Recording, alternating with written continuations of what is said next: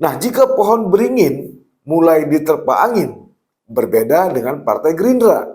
Partai berlambang kepala burung Garuda ini justru semakin terbang tinggi.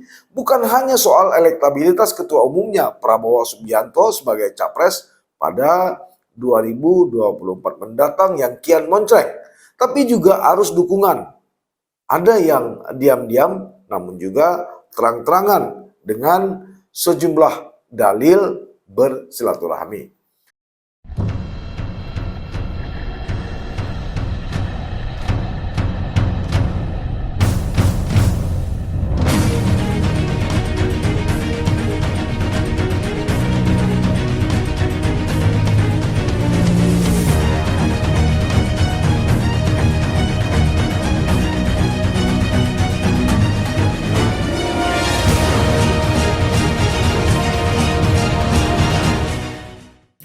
Assalamualaikum warahmatullahi wabarakatuh. Sahabat Titik Balik, kembali kita bertemu membahas isu-isu seputar ataupun data-data dan fakta-fakta atau kabar seputar politik, sosial, budaya, dan ekonomi. Untuk pertemuan edisi kali ini dari Aceh, ujung barat Indonesia, kita coba menuju ke Ibu kota Jakarta, epicentrum pusat kekuasaan negeri ini dengan sejumlah kasak-kusuk yang terjadi di sana. Saya coba membahas kali ini tentang Erlangga digoyang, Prabowo justru disanjung. Setelah tidak hadir Selasa 18 Juli 2023, Kejaksaan Agung Republik Indonesia kembali mengagendakan pemanggilan terhadap Menteri Koordinator Bidang Perekonomian Erlangga Hartarto untuk dimintai keterangan terkait ekspor CPO atau bahan baku minyak goreng. Kapus Penkum Kejagung Ketut Sumedana mengaku penyidik menjadwalkan bakal meminta keterangan kepada Erlangga pada hari Selasa. Namun Erlangga tidak hadir tanpa konfirmasi apapun. Ditunggu sampai jam 6 sore lewat, Erlangga tidak hadir dan tidak memberikan konfirmasi mengenai alasan ketidakhadirannya. Begitu kata Ketut dalam jumpa pers di Kejagung, Jakarta Selatan, Selasa 18 Juli 2023 lalu. Ketut mengatakan pihaknya akan melayangkan kembali surat pemanggilan kepada Erlangga. Ketua Umum Partai Golkar ini akan diagendakan ulang untuk dimintai keterangan pada Senin 24 Juli 2023 mendatang. Sehingga tim penyidik Jampitsus Kejagung akan melakukan pemanggilan kepada yang bersangkutan pada hari Senin 24 Juli 2023, tegas Ketut kepada media pers. Sebelumnya Ketut mengungkap pihaknya juga pernah melayangkan pemanggilan terhadap Erlangga pada Senin 17 Juli 2023, tapi Erlangga menyatakan dapat hadir pada hari Selasa. Begitupun Ketut belum membeberkan terkait materi pemeriksaan terhadap Erlangga, namun pemeriksaan dilakukan seusai penetapan 3 tersangka korporasi dalam kasus tadi. Pertama, menurut Ketut, adanya dugaan perbuatan melawan hukum yang sudah terbukti dari beberapa terpidana sebelumnya. Kedua, justru terkait dengan proses prosedur perizinan dan kebijakan terkait juga pelaksanaan kegiatan ekspor impor CPO. Nah, ini yang akan didalami dari Erlangga selaku Menko, jelas Ketut. Saya tidak tahu apakah ada kaitan atau tidak. Terkesan memang proses hukum yang ikut menyeret nama Erlangga ini seolah-olah menjadi pintu masuk bagi sekelompok anggota Dewan Pakar Golkar untuk menggulirkan rencana musyawarah nasional luar biasa atau Munaslup. Akibatnya pohon beringin yang semula relatif rindang dan spoi-spoi perlahan mulai diterpa angin kencang. adalah anggota Dewan Pakar Ridwan Hisyam yang mula-mula mendorong terselenggaranya Munaslup Partai Golkar ini. Ridwan menegaskan Ketua Dewan Penasehat Partai Golkar Luhut Binsar Panjaitan dan Wakil Ketua Umum Partai Golkar Bambang Susatyo atau Bang Sud layak menggantikan Erlangga Hartarto. Kita tidak tahu kriteria kelayakan ini, tapi begitulah kata Hisyam. Ridwan menyatakan keputusan Munas 2029 lalu tidaklah membawa kejelasan terhadap arah partai tersebut. Alasannya, menurut dia ya, alasan dari Ridwan ya, elektabilitas Erlangga sejak diusung jadi capres hingga saat ini tidak sampai 1%. Jadi Munaslup ya dalam rangka mengubah keputusan bahwa Erlangga bukan capres, bisa calon lain, tapi berpeluang juga karena Munaslup pergantian ketua umum bisa juga mengarah ke sana, tergantung pemilik suara, kata mantan Ketua Dewan Pimpinan Daerah Golkar Jawa Timur ini kepada wartawan Ahad 9 Juli 2023 lalu. Tokoh senior Golkar Yoris Raweai juga berpendapat bahwa Munaslup menjadi jalan keluar untuk melahirkan solusi dari persoalan turunnya elektabilitas parpol berlambang pohon beringin itu menjelang pemilu 2024.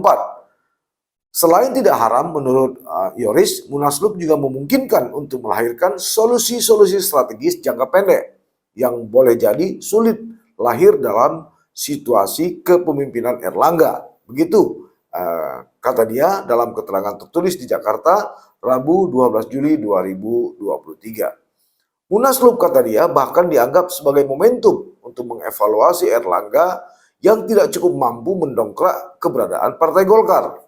Yoris lagi-lagi menilai Munaslup lebih bermanfaat ketimbang mempertahankan kepemimpinan Erlangga.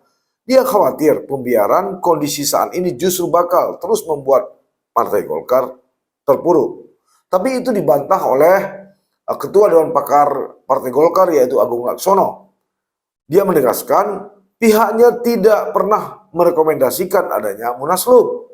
Kata dia, 3 poin rekomendasi Dewan Pakar Golkar adalah bahagian dari upaya untuk memperkuat soliditas kader partai, khususnya dalam menghadapi pemilihan umum atau pemilu 2024 dan proses pencalonan Erlangga sebagai bakal calon presiden.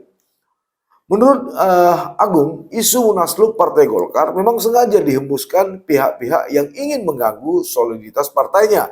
Ia melihat ada penumpang liar yang coba menghembuskan pergantian ketua umum partai berlambang pohon beringin itu. Padahal, kata Agung, Dewan Pakar tidak ada sama sekali merekomendasikan Munaslup. Saya minta isu Munaslup untuk dihentikan, tegas Agung Laksono.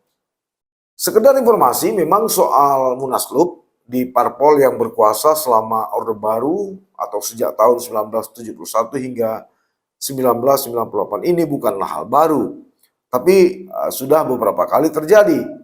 Tak lama setelah reformasi 1998 bergulir, Golkar menggelar Munaslup untuk menahan gempuran kalangan eksternal agar partai ini dibubarkan karena dinilai berlumuran dosa-dosa politik ketika rejim Soeharto berkuasa. Dalam Munaslup ketika itu terpilih Akbar Tanjung sebagai ketua umum menggantikan Harmoko. Akbar Tanjung kemudian mengubah nama Golkar menjadi Partai Golkar agar dapat ikut pemilu pada tahun 1998. Pada 17 Mei 2016, Golkar kembali menggelar Munaslup di Nusa Dua, Bali, serta memilih Setia Novanto sebagai ketua umum.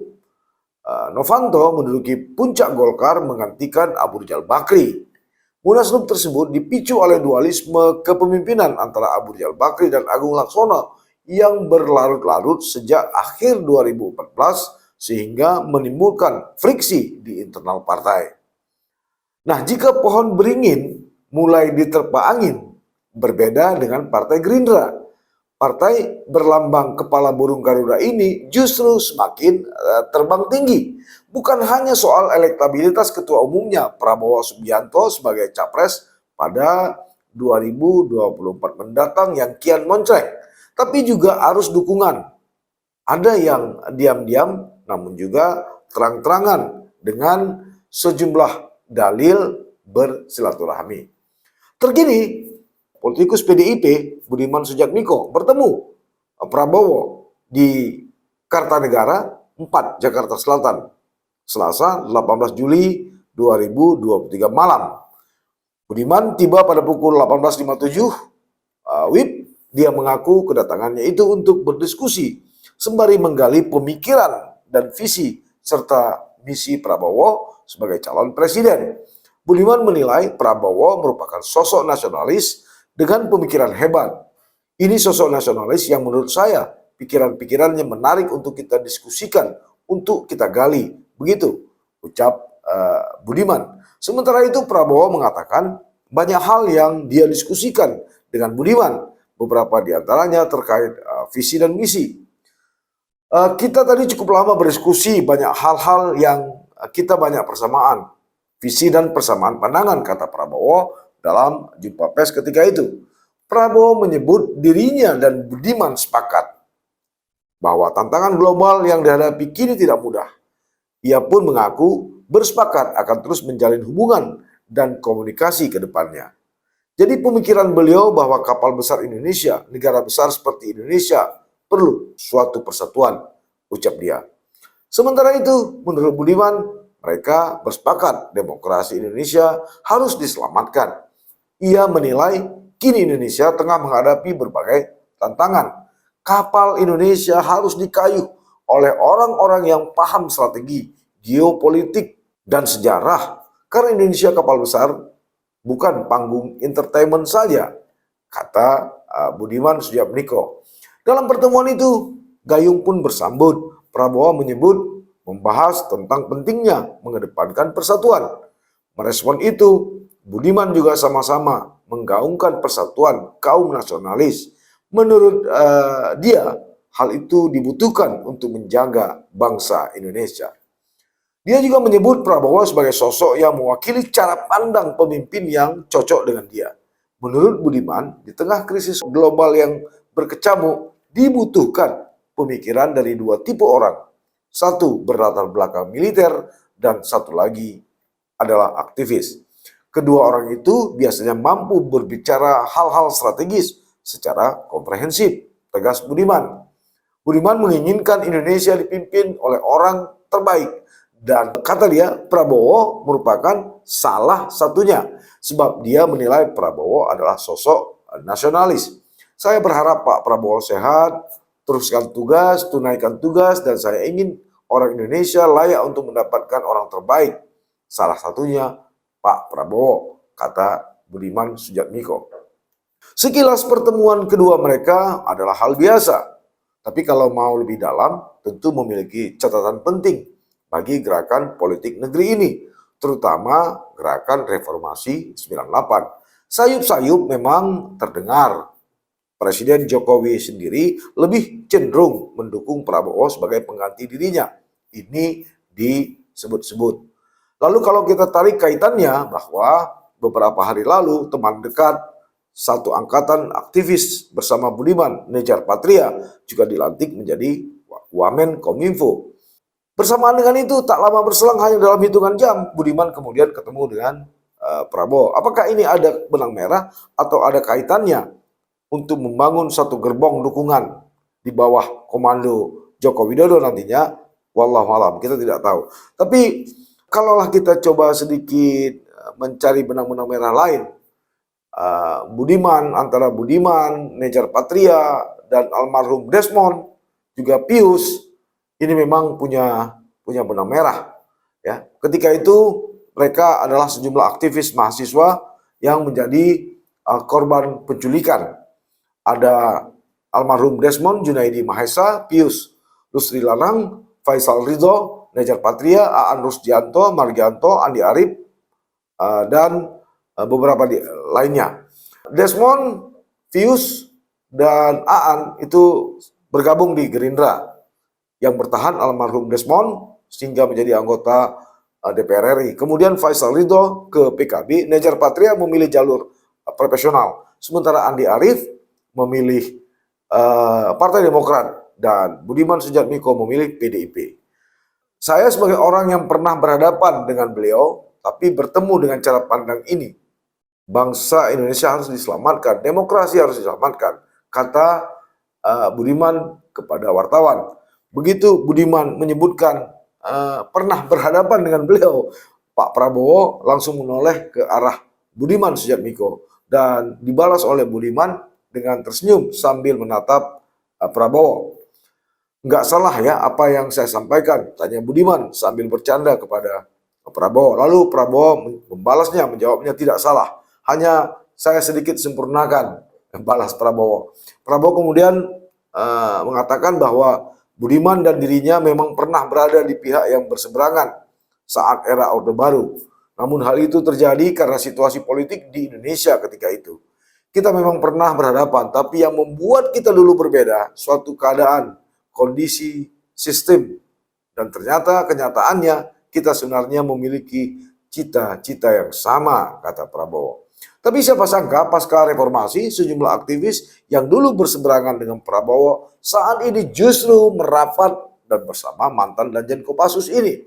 Di antaranya ya almarhum Desmond, juga Pius dan Aan Rusdianto yang dulu sempat bergabung dengan Partai Gerindra.